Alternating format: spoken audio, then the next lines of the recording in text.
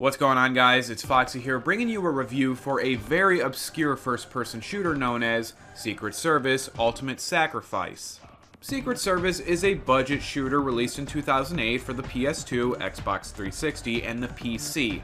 I don't know why it wasn't also released on the PS3, but whatever, it doesn't really matter. Anyway, the game was published by Activision Value and developed by... oh shit. Couldnt. Why is this an issue? Well, because any game of theirs that I've played or reviewed was either ungodly bad or just painfully mediocre. That is, except for two of their games, those being Soldier Fortune Payback and Jurassic the Hunted. I actually got enjoyment out of those games. However, it should be noted that the enjoyment came from how funny bad the games were, and not because they were actually good by any means. You know, I gotta be completely honest with you all. This is the first time I've ever really thought about quitting a review, just simply by seeing the Couldnt logo and knowing that they're the ones responsible for whatever this is. But really, how bad can it be? Surely it can't be as awful as something like Deadfall Adventures or Hour of Victory, right? I guess we're gonna have to find out for ourselves. The story for Secret Service is, for the most part, easy to understand. Basically, there's a conflict between the US and a fictional country called Costa Centava. Extremists from Costa Centava decide to attack the US, and your goal is to prevent that attack and eliminate the terrorists. Now, that's fine and all. The problem I have is that when you first start the game, you are treated with a very long, very drawn-out talking scene where the only visuals going on are pictures. This would be okay, I guess, if it lasted a minute or two at most, but it goes on forever, and these long stretches of dialogue seem to happen pretty often, actually, without any sort of cutscenes either. Which, of course, led me to stop caring about anything going on. Not that it matters, since I highly doubt anyone in the world is playing this expecting a well-thought-out storyline, but still. Another thing regarding the story that I feel should be brought up is the level of coincidences that seem to just happen. Oh, this next level is going to be very dark, and I don't have a flashlight. Your friend tells you to look for some night vision goggles, which just so happen to be sitting on the table directly in front of you. Shit like that. I mean, yeah, other games do stuff like this, even AAA titles, but none of them do I remember being as blatant as Secret Service. I should point out, this is a single-player only game. I assume this is because any of Couldnt's previous titles that had multiplayer never had anyone actually playing them, so they probably said why bother. As pathetic as that sounds, that was really a smart move for them to make. Honestly, why develop something that really no one is going to play, right? I've seen a ton of reviewers and just the general public say that this looks like a Call of Duty 4 clone. I mean, people have been saying this the moment the game came out. Having playing it for myself, to be honest, it just looks like Soldier of Fortune Payback with better graphics and set in a different location. I feel like saying that Secret Service is a clone of Call of Duty is giving the game way too much credit. Regardless of that, the game looks fine. Compared to other budget shooters I've played, especially from Couldnt, I would say that this one looks better than most. I guess that's sort of a backhanded compliment now that I think about it. The game's sound is not particularly great. The background music is alright. I don't have any complaints. However, the voice work is just awful. By itself, I guess it's fine, but they felt the need to have a really obnoxious static voice walkie-talkie type filter that is used probably 95% of the time anyone but you is talking in this game, and I must say that it is just the fucking worst thing. On site downstairs in the Capitol. Enough to make DC DOA. It's disaster movie of the week stuff. So, military dictatorships for 1000? This is where CBX gas originates. Costa Centava. Should have bet it all, man, because you got it. I would rather just have terrible voice work like in Trouble Witch's Neo, the original Resident Evil, really any Dynasty Warriors game with English dub, and even my favorite puzzle game of all time, Octomania. Of course, I'll be kicking the extended mix. You're my #1 fan.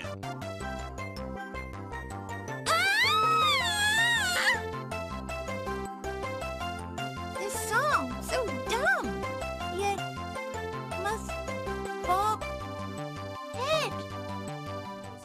Because at least I can laugh at how bad the acting is. I can't laugh at Secret Service's vocals, it just makes me angry. It also doesn't help that they felt the need to include funny, witty banter every now and then when you're having conversations with your partner. It just ends up coming across as... I don't like using the term cringeworthy, since every single fucking person on the planet now uses this word to describe really anything these days, but there's no other term for it. It's like hearing a really bad dad joke, and every single time they do this back and forth dialogue shit, it just feels like I'm being punched in the throat. This is a secure channel. You're in violation of... We may not have much time, Agent Pierce. The President's in danger, possibly from within. You have to trust me. Give me a name. In the current situation, I'm only going by... To me, the most important aspect of a game, first-person shooter or otherwise, is the control. Every Cauldron game I've played has had less than stellar controls, and Secret Service is no different. The controls are so bulky and barely responsive. Even just moving the right analog to look around or aim is painfully sluggish. And it's even worse when you aim down the sights. They program the sensitivity of the right analog to do the bullshit gradual speed thing that everyone by now should know is my most hated thing in any first-person shooter. So in other words, when you push the analog to look left, for example, it'll go very slow at first and bump up to max speed. But that's not even the worst part. Oh no, not by a long shot. You know what? Instead of explaining this in words, let me just show you firsthand the biggest issue I have with the sensitivity. I'm in. The director himself cleared it through security, but it took too long. We don't have much time left. What the fuck is this? How exactly does someone program something to be this shit? Even if the game was good, you completely ruined it by having awful controls like this. And I find that incredibly odd, too, because other Cauldron games, while bad in their own way, didn't have nearly as horrible of controls like Secret Service does. And Secret Service is a more recent title by the company. I don't get it. The whole thing is just bizarre. Another aspect of the gameplay that is bland and uninspired is the combat. It doesn't even attempt to do anything special to set itself apart from other mediocre first-person shooters. And the most surprising thing of all is that Secret Service is not even buggy, nor does it have any sort of frame rate problems like most budget games or even any other game made by Cauldron. The combat itself would have been tolerable if it wasn't for the awful control. It just makes it so hard to shoot any of the enemies or even just to navigate the level. And before anyone asks, changing the sensitivity does nothing to help this problem. I assume the control issue is not a concern on the PC because of the use of a mouse, but I'm not suicidal enough to figure that out for myself. There's about a dozen weapons in the game, ranging from various pistols, shotguns, SMGs, and even a taser with unlimited range for some reason. Anyway, I will give them credit. The weapons feel varied from each other. Like the MP5 and the Uzi don't feel exactly the same, despite them both being SMGs. There are plenty of first-person shooters where a lot of the guns seem to be nothing more than copy and paste, with the only changes being the way the guns look, and maybe a slight change in the recoil. I know I referenced Soldier of Fortune Payback a lot already, but it's the perfect example of that complaint. There are a ton of guns in that game, and most of them feel exactly the same.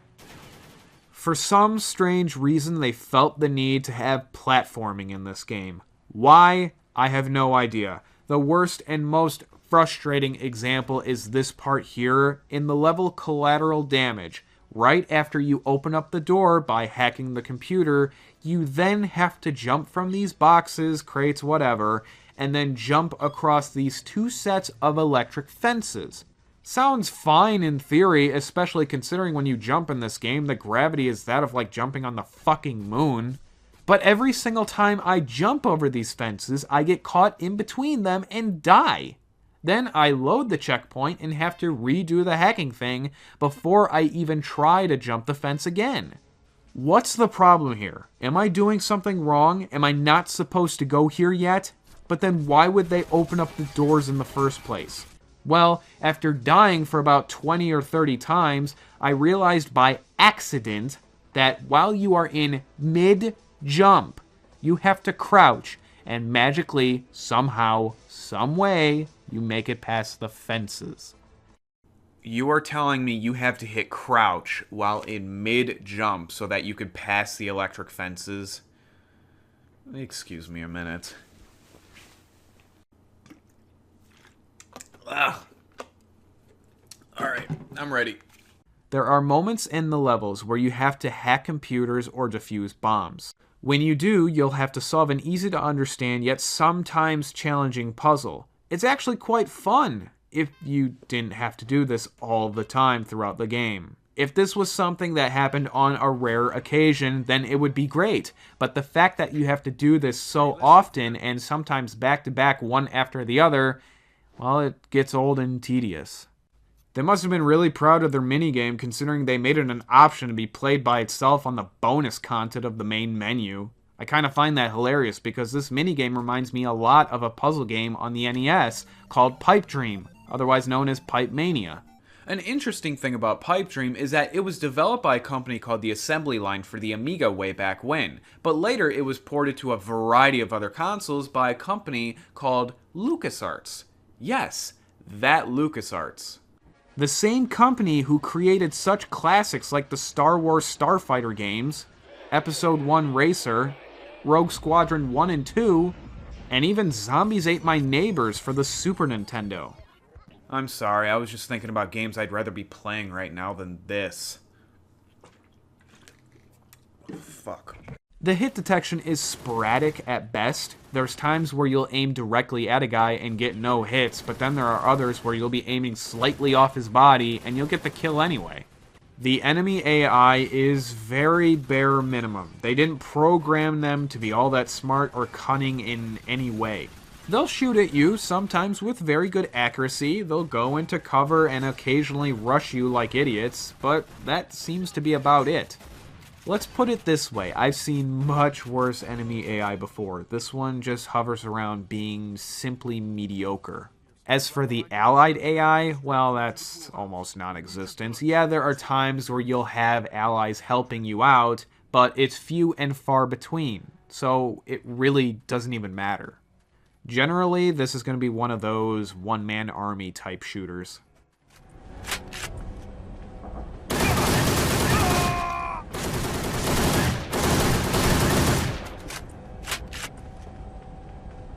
Follow me!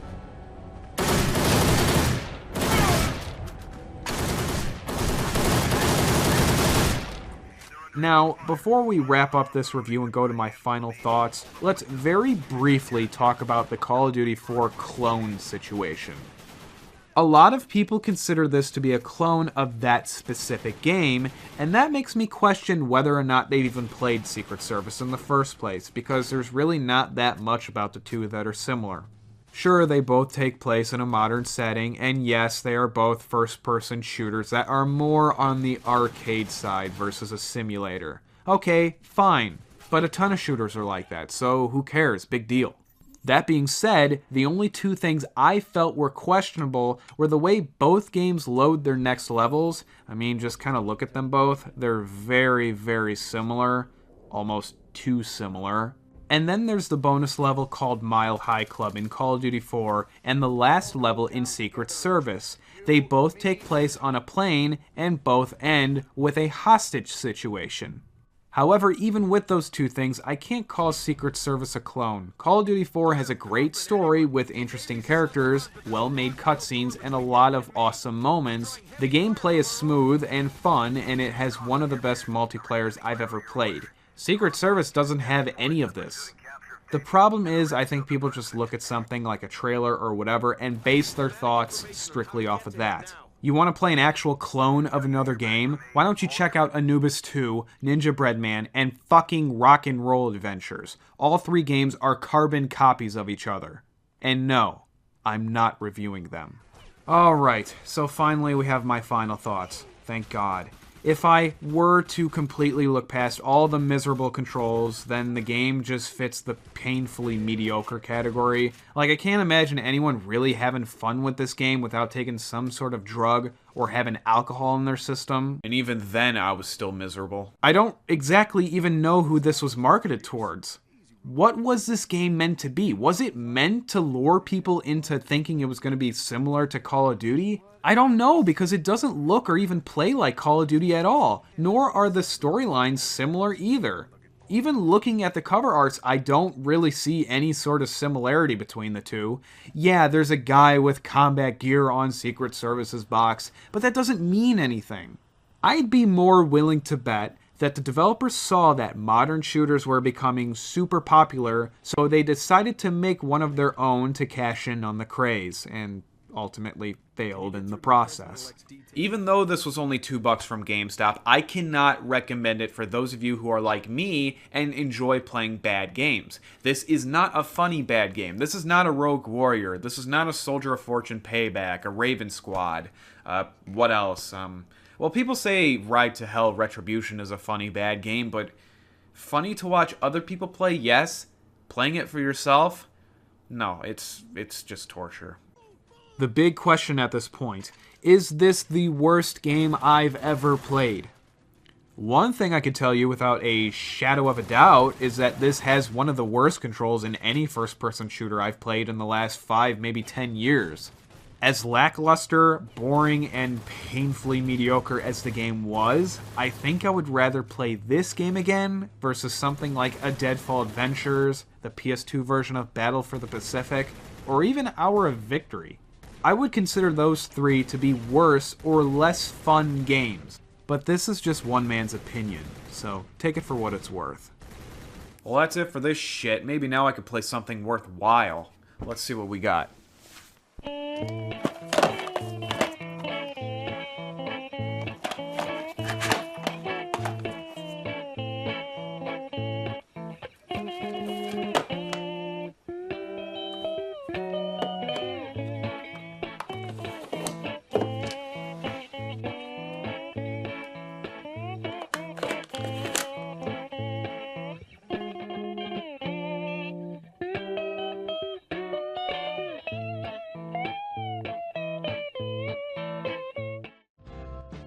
Well, hello there.